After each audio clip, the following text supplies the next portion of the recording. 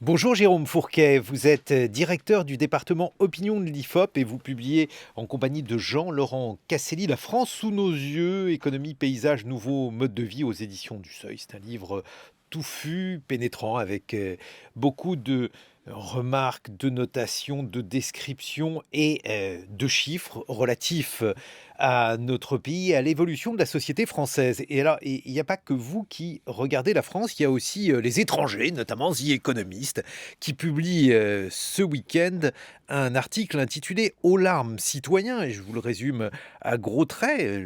The Economist décrit des paysages que nous connaissons bien, les paysages médiatiques. Il explique que si l'on regarde la télévision française en ce moment, on voit surtout des talk-shows, comme on dit en français, avec des personnes qui se disputent pardon, assez violemment.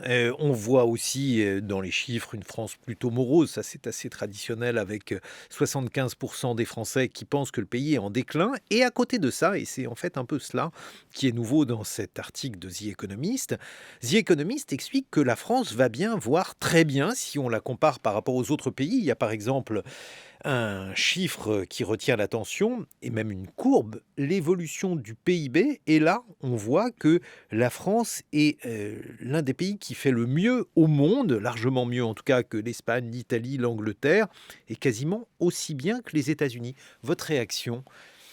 Alors, bonjour. Comme souvent, notamment dans cette période d'entre-deux, de sortie de crise, nous avons des indicateurs qui sont divers et parfois un peu paradoxaux. Donc, le gouvernement se félicite, par exemple, que le chômage n'ait pas explosé après la crise du Covid.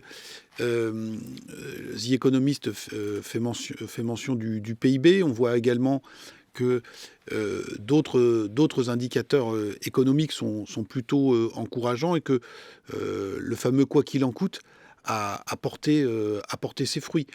Donc on a quand même des éléments qui incitent à un certain optimisme.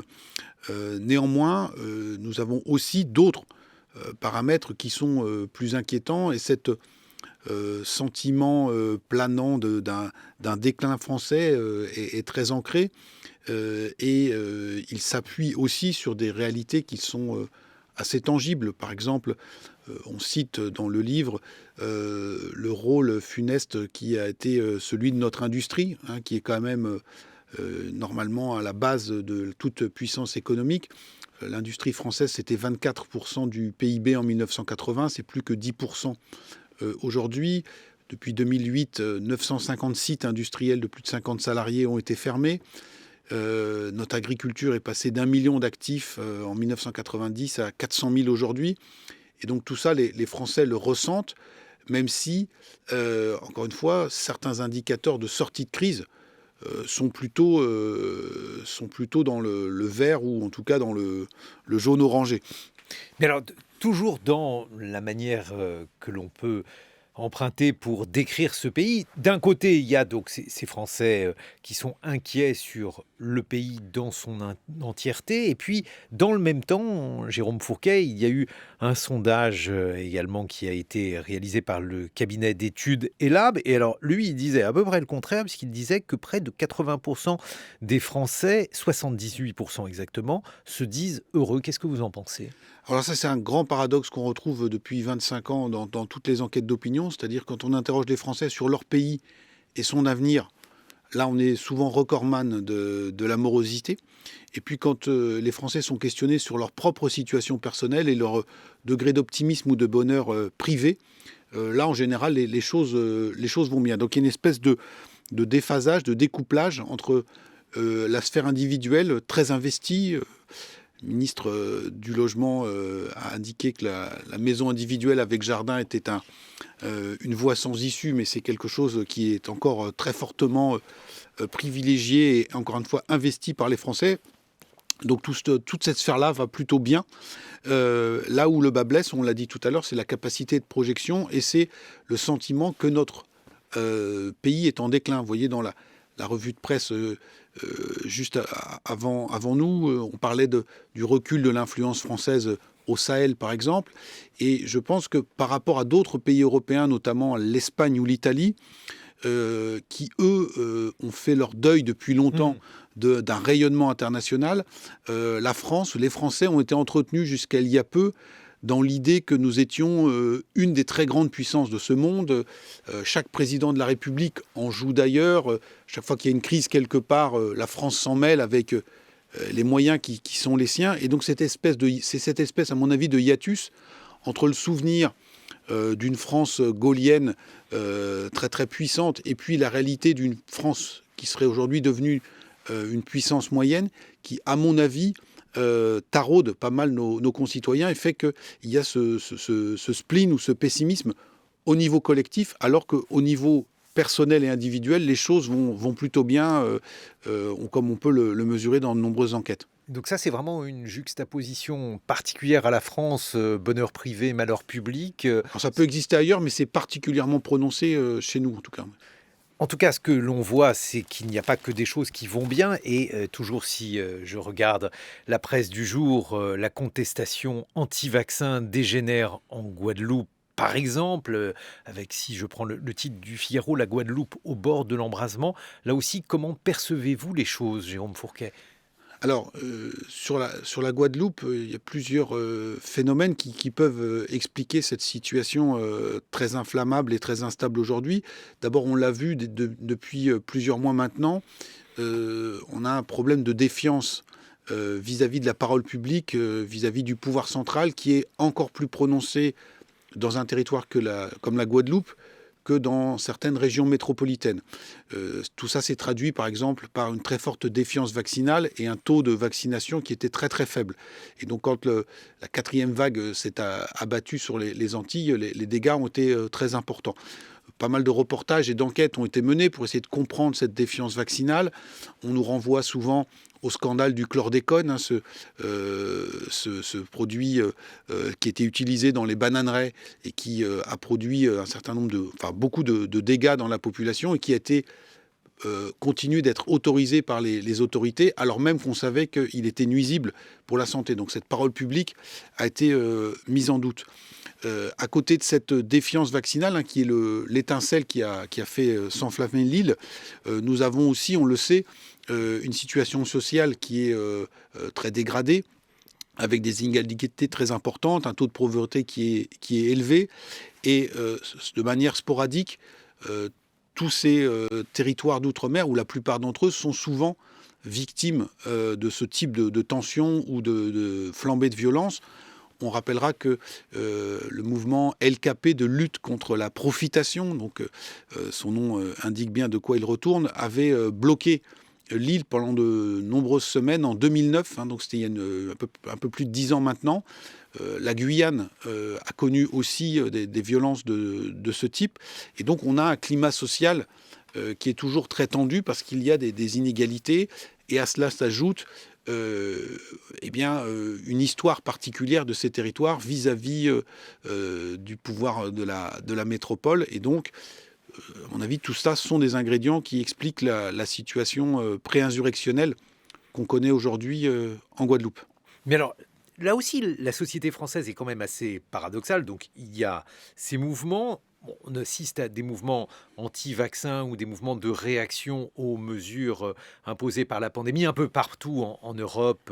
On le sait, on l'entend dans les actualités, malgré tout, Jérôme Fourquet. Mais à côté de cela, le taux de vaccination en France est particulièrement élevé. Est-ce que ça signifie qu'on a affaire à, je ne sais pas, deux France, en tout cas deux attitudes vis-à-vis du vaccin et vis-à-vis des mesures sanitaires? Comment expliquez-vous cela, Jérôme Fourquet? Encore une fois, j'essaie de rappeler que le contexte guadeloupéen est très singulier et particulier. C'est pas l'Ardèche, la Drôme ou le Finistère qui, pour l'instant, ont basculé dans des situations de violence contre la vaccination. Donc il y a un contexte ultramarin. Même s'il y a quand même des manifestations, pas du tout de cette ampleur. Oui, mais qui ont perdu beaucoup de leur intensité par rapport à ce qu'on voit aujourd'hui. Donc soyons prudents et modestes. On ne sait pas ce qui adviendra dans quelques semaines en France, et notamment en métropole, si d'aventure le gouvernement était obligé de resserrer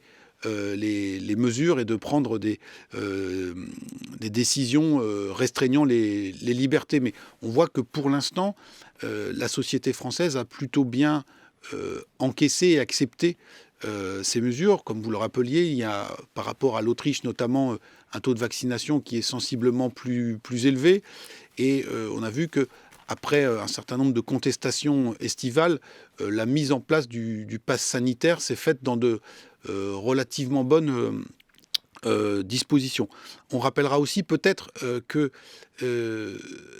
ces mesures de santé publique ont été accompagnées sur le plan économique et social par le fameux quoi qu'il en coûte, et qui a permis à toute une série de secteurs d'activité de passer sans trop de dégâts la crise du Covid. Rappelez-vous les analystes assez apocalyptiques auxquels nous étions confrontés au début du Covid, en disant ça va être un choc terrible pour l'économie française, des milliers d'entreprises ne vont pas s'en relever. Alors, il faudra faire les additions à la fin, parce que tout ça a un coût sur l'endettement public, etc.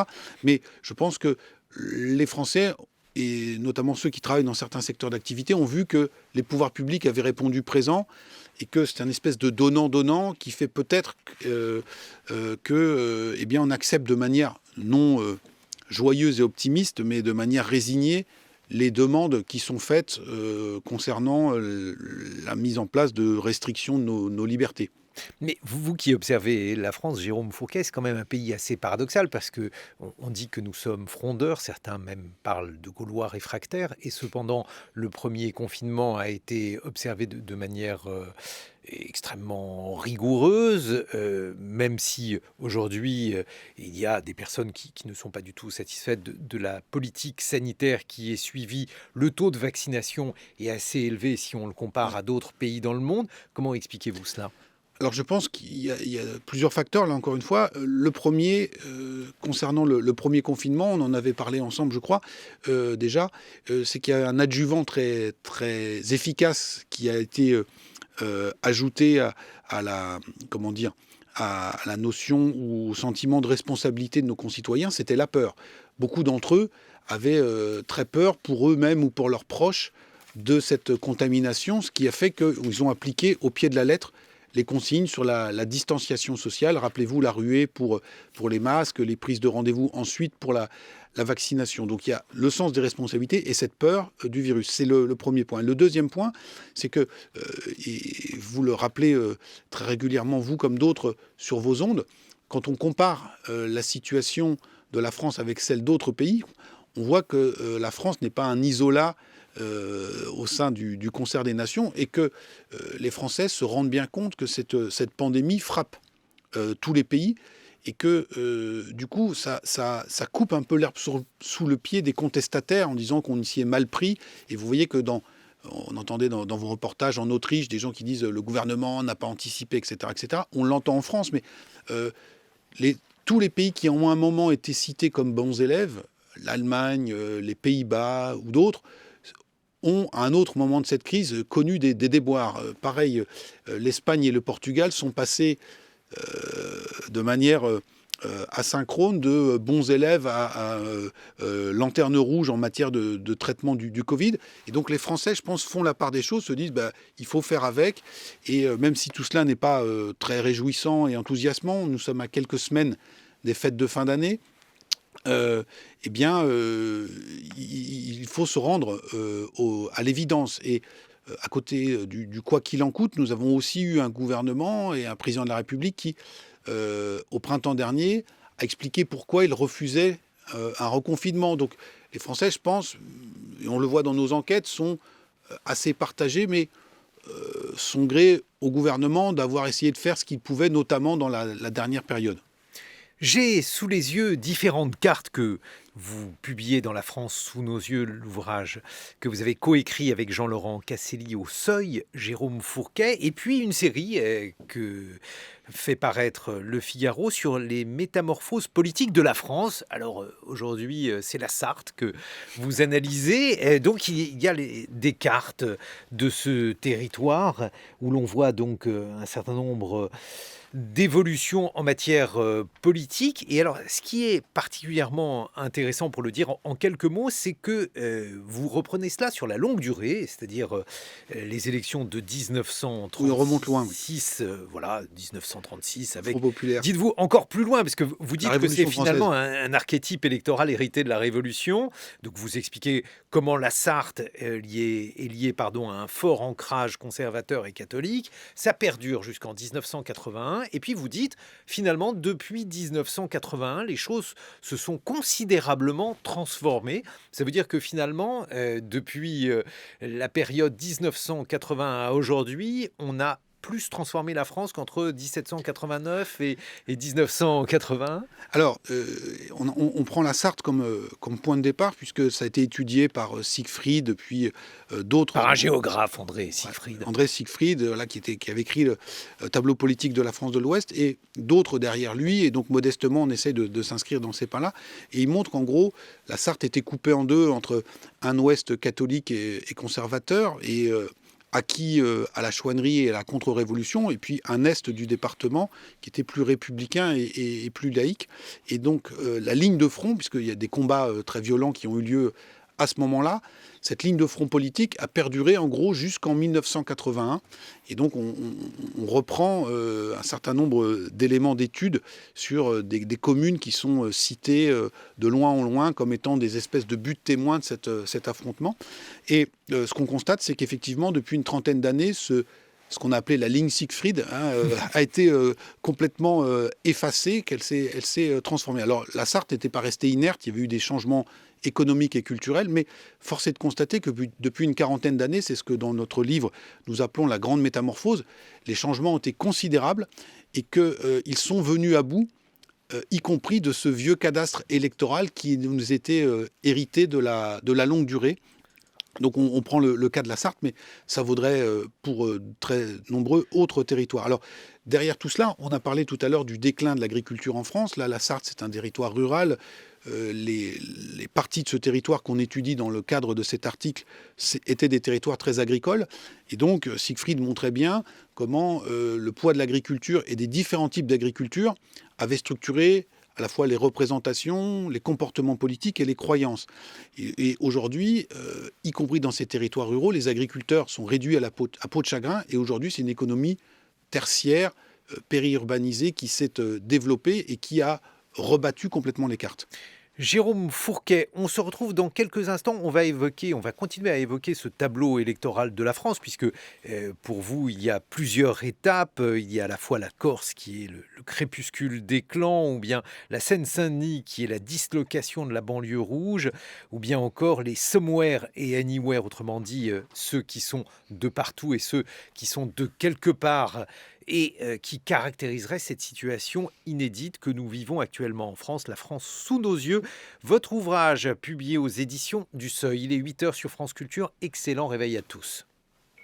Et nous sommes à nouveau en compagnie de Jérôme Fourquet. Vous publiez en compagnie de Jean-Laurent Casselli, La France sous nos yeux, économie, paysage, nouveaux modes de vie aux éditions du Seuil. Une réaction, Jérôme Fourquet, à ce que vient de dire mon camarade Stéphane Robert sur la crédibilité nécessaire aux hommes politiques lorsqu'ils briguent la fonction suprême. Alors, c'est sans doute encore plus vrai chez nous en France, où on a un système présidentiel qui est extrêmement personnalisé. Et donc, on le voit, par exemple, avec candidats comme Yannick Jadot. On peut avoir un courant d'opinion qui est assez favorable aux thèses qui sont défendues par ce parti, mais il y a aussi dans l'équation la dimension personnelle qui va rentrer en ligne de compte.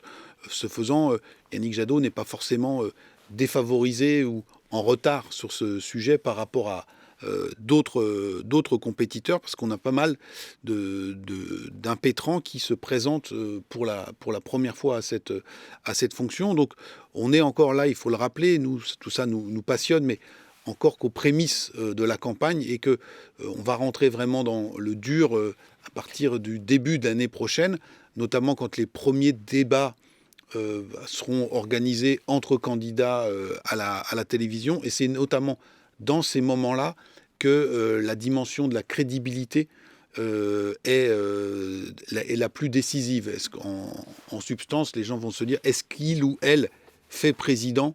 Est-ce qu'il a passé avec succès ou elle a passé son grand oral? Et c'est à ce moment-là que les choses vont se décanter et se nouer, ce qui fait que souvent, les sondages évoluent quand même dans la dernière ligne droite. Mais est-ce qu'il n'y a pas de plus en plus une déconnexion? On songe aux exceptions à la règle de la crédibilité ou en tout cas de la profession de politique. On songe bien entendu à Donald Trump.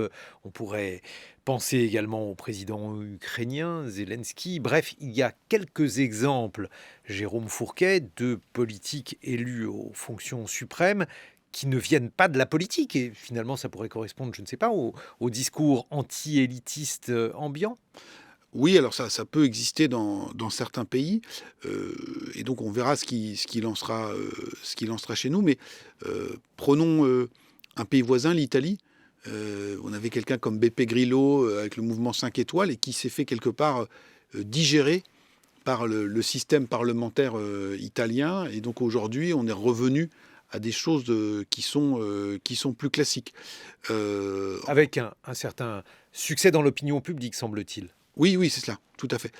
Donc on va voir comment les choses vont évoluer, mais on est toujours quand même sur cette notion d'incarnation qui est très forte, et nous sommes un pays qui, comme d'autres, a traversé ou traverse encore la crise du Covid.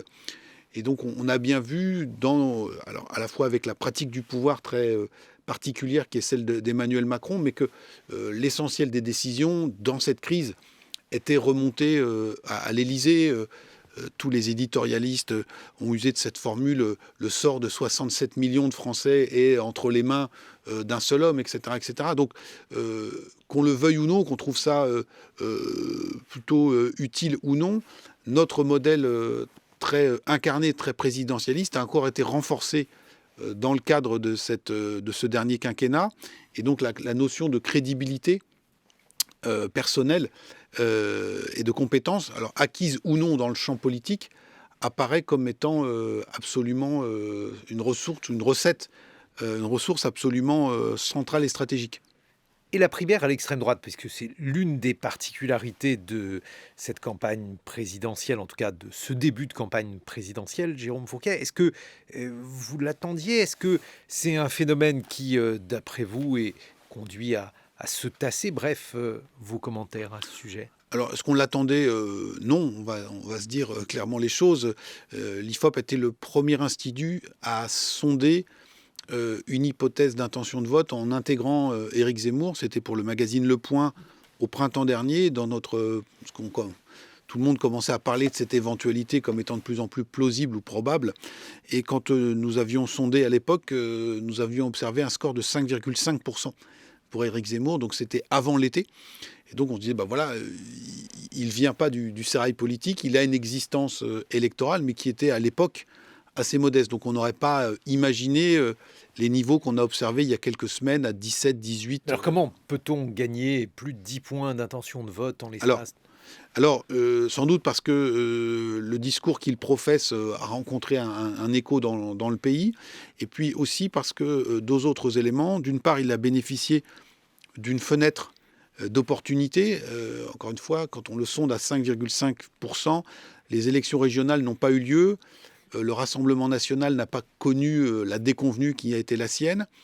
Et la droite, quand Éric Zemmour a opéré sa percée, était complètement englué dans son processus de désignation, avec aucun candidat naturel qui n'apparaissait. Donc sur ces deux ailes, Éric Zemmour avait un espace. Et puis le dernier point, c'est que dans cette campagne relativement atone, la percée d'Éric Zemmour a été accompagnée par une extraordinaire couverture médiatique qui, de notre point de vue, a contribué, je ne dis pas qu'elle a fait naître, mais elle a contribué à amplifier cette dynamique. Mais comme toujours, il y a des cycles médiatiques et on entend depuis quelques semaines un changement de ton sur le thème l'inexorable déclin, la chute, le tassement. Donc on est dans des mouvements de ce type.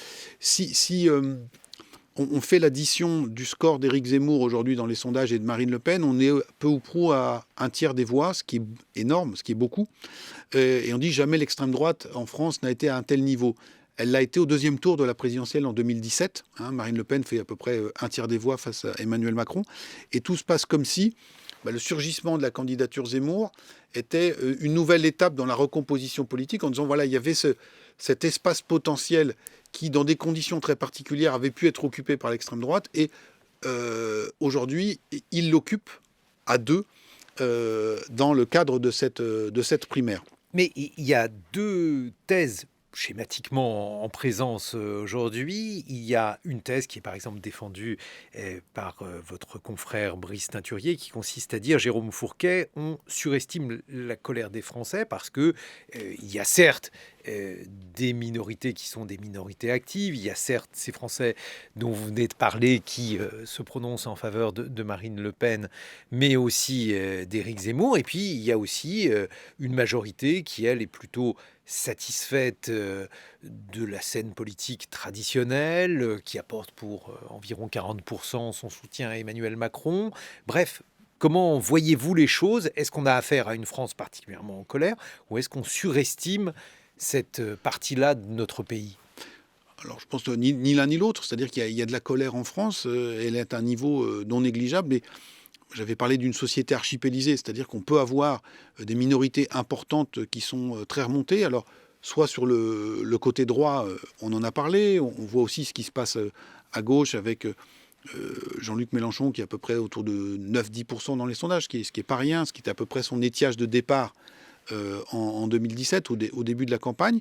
Et puis on a aussi un bloc central plus ou moins rassemblé efficacement autour d'Emmanuel Macron, qui est inquiet de cette montée des extrêmes, comme on dit souvent, ou de la montée des populismes, et je mets des guillemets dans ces termes, qui estime aussi que, encore une fois, compte tenu du contexte sanitaire, finalement, toute chose bien comptée, le gouvernement français n'a pas forcément à rougir, et que face aux offres politiques diverses et variées qui lui sont proposées, tout ça n'est pas très sérieux, et qu'il faut conforter les équipes en place. Donc on est aujourd'hui dans un paysage politique contrasté. Moi, ce qui me frappe beaucoup, c'est que en fait, nous sommes dans la poursuite d'un vaste mouvement de recomposition du paysage électoral qui a été entamé en 2017. Si on raisonne autrement que dans les catégories gauche-droite habituelles, mais qu'on fait l'addition du score des deux candidats qui représentent les partis qui ont historiquement gouverné en France. Anne Hidalgo pour le Parti socialiste, et je prends l'hypothèse de Xavier Bertrand pour les LR, parce que c'est lui qui aujourd'hui ferait le meilleur score. On arrive à peine, on est en dessous même de la barre des 20%. Donc il faut qu'on prenne la mesure, c'est-à-dire que ce qui s'est passé en 2017 avec la victoire d'Emmanuel Macron, c'était pas complètement accidentel, c'était pas lié uniquement au problème de costume de M. Fillon, et à la fin de quinquennat chaotique de François Hollande, il y avait des plaques tectoniques qui s'étaient mises à bouger très très sérieusement. Si on poursuit l'analyse, au sein de cet univers en voie de recomposition, dans l'hémisphère gauche, aujourd'hui, toutes les enquêtes donnent le candidat Jadot au-dessus de la candidate socialiste. Donc il y a même un renversement de leadership. Alors l'écart n'est pas énorme et les niveaux sont assez faibles, mais clairement, c'est cela. Pour ce qui est de la droite, LR joue aujourd'hui sa survie. C'est-à-dire que si le candidat ou la candidate qui sort de la primaire ne crée pas une dynamique et qui ne parvient pas à se qualifier pour le deuxième tour, on peut s'interroger sur l'avenir de cette formation politique qui aura subi alors 3 défaites présidentielles de suite. Et on voit comment, avec notamment l'appel de 600 maires dans le journal du dimanche ce week-end en faveur d'Emmanuel Macron, une partie des forces vives de l'ancienne LR sont aujourd'hui avec armes et bagages du côté de chez Macron, quand une autre aile regarde du côté de Marine Le Pen ou d'Éric Zemmour. Donc Édouard Philippe avait dit la poutre travaille encore après 2017. Eh bien, on est sans doute dans la saison 2 de la poursuite de cette recomposition, et ça ne touche pas uniquement le bloc le plus radical de la droite, c'est tout le paysage qui est dans une situation très fluctuante et mouvante.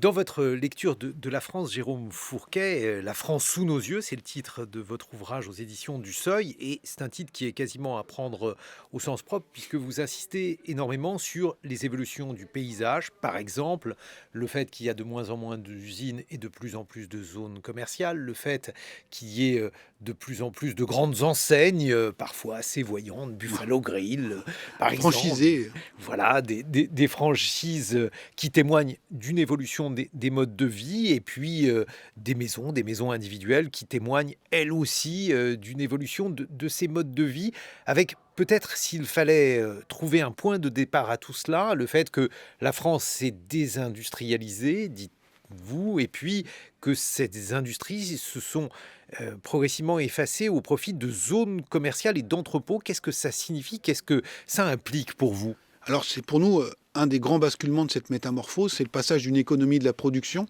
industrie, agriculture et la pêche sur les littoraux, à une économie organisée qui tourne, dans tous les sens du terme, autour de la consommation, du tourisme et des loisirs. S'il fallait retenir un moment charnière un peu symbolique, on prendrait la période du printemps 1992.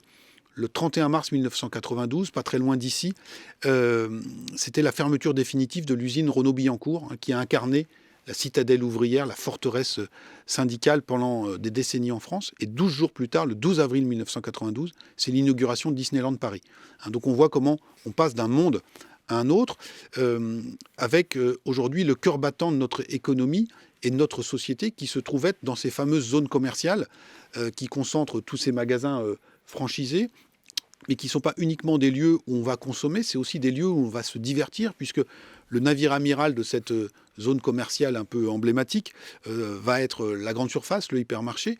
Et puis cet hypermarché a été rejoint 10 ou 15 ans plus tard, par un multiplex, un grand cinéma, là aussi des chaînes qui sont bien connues de nos concitoyens. Et tout ça a été suivi de l'arrivée de restaurants, de bowling, de laser game, etc., etc. Et donc c'est là que ça se passe aujourd'hui. 70% du commerce français se fait dans ces zones commerciales, et même sur le plan politique et syndical, ce qui nous a beaucoup marqué, Jean-Laurent Casselli et moi-même, ce fameux mouvement des Gilets jaunes, hein, dont on célébrait il y a quelques jours le 3e anniversaire, eh bien, a eu pour cadre, comme pour décor, si je puis dire, ces fameuses zones commerciales. Et donc on voit comment les choses se sont très fortement recomposées.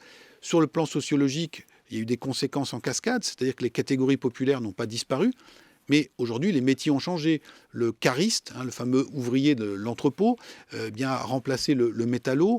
Le chauffeur routier, 400 000 en France, a remplacé le cheminot. Et donc, ce n'est pas les mêmes votes, ce n'est pas la même sociologie, ce n'est pas la même organisation syndicale.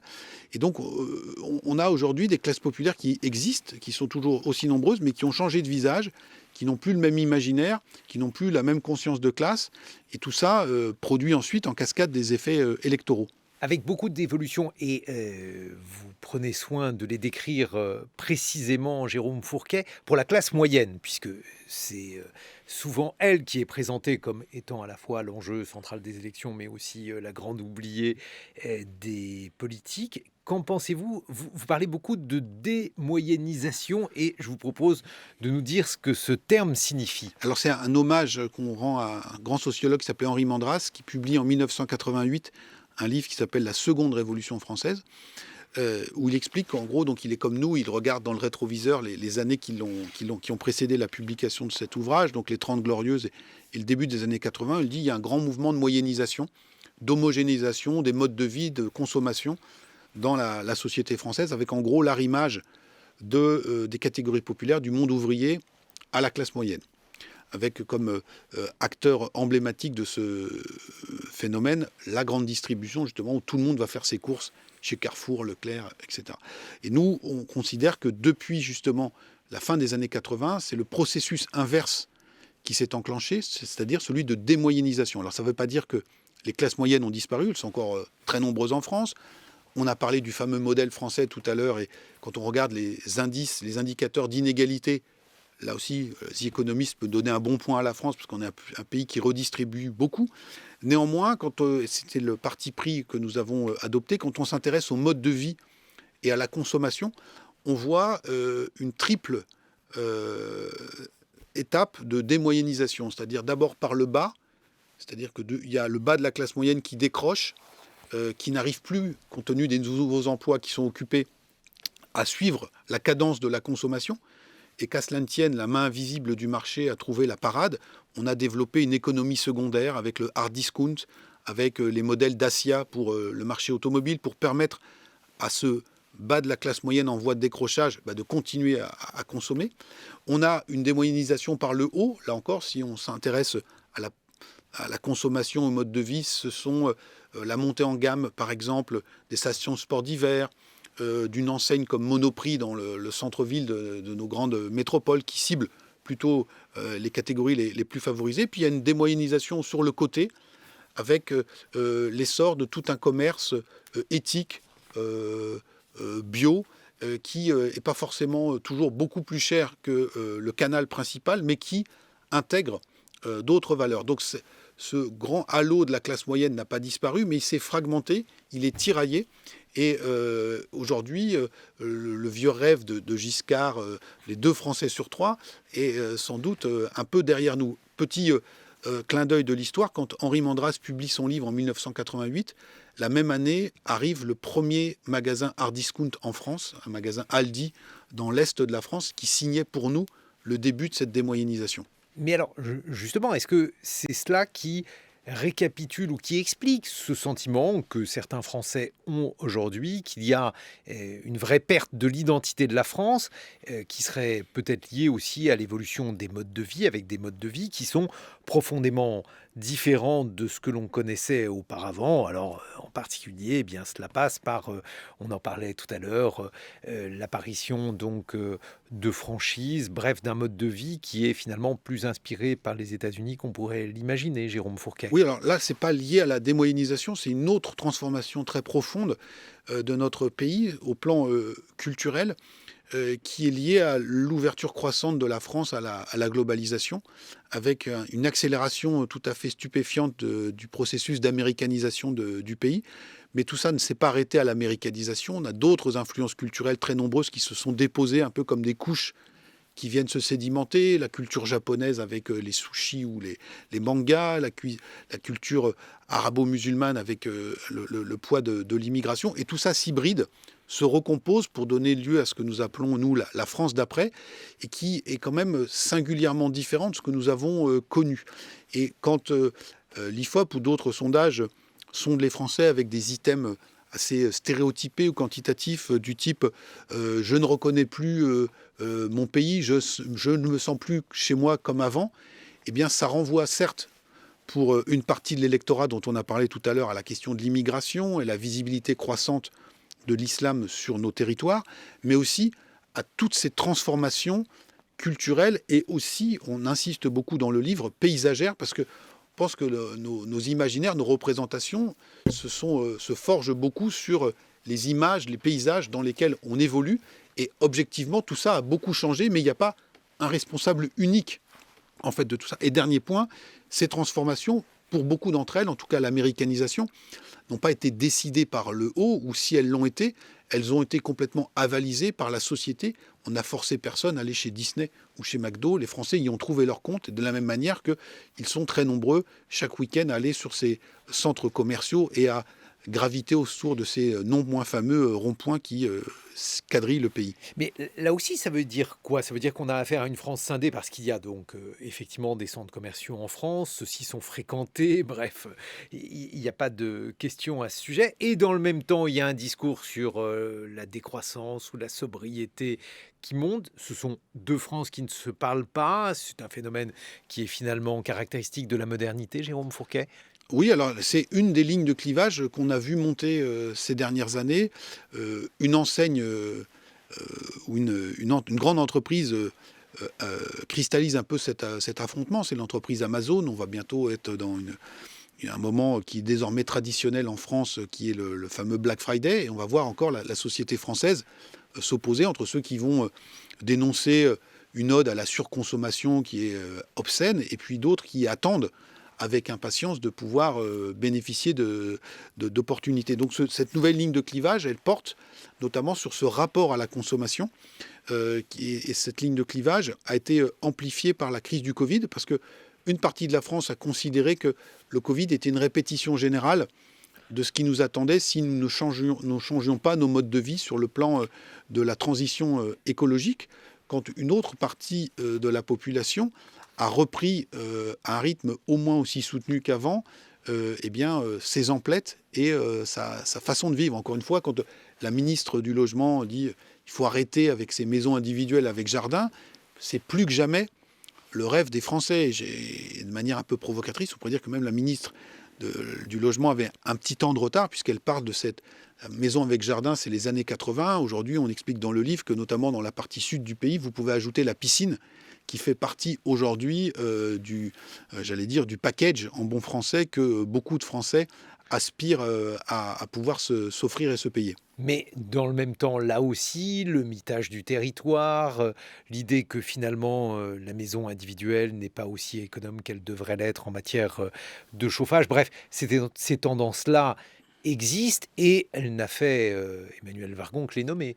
Oui, bien sûr, et on peut tout à fait débattre et reconnaître le bien fondé d'un certain nombre des arguments qu'elle avançait. Le problème est que aujourd'hui, une grande majorité de Français vivent dans ce type de modèle, et ceux qui n'y vivent pas, une bonne partie aspirent à y vivre. Donc on va avoir une tension, et c'est intéressant de voir que dans ce modèle, il y a la maison individuelle et, autre ingrédient tout à fait indispensable, la voiture individuelle, et que c'est aussi au nom d'impératifs écologiques que la crise des Gilets jaunes a été enclenchée avec le vote de cette taxe carbone qui touchait un point absolument crucial. Donc on ne conteste pas la réalité de l'affrontement des positions, mais qui, de notre point de vue, sont quelque chose d'assez nouveau. Sur le rapport à la voiture, il y a des clivages béants qui se sont créés en une quarantaine d'années. Aujourd'hui, il y a plus que 35% de Parisiens qui possèdent une automobile contre 85% de la population française. Donc il y a 50 points d'écart, c'est un taux qui n'a jamais été observé.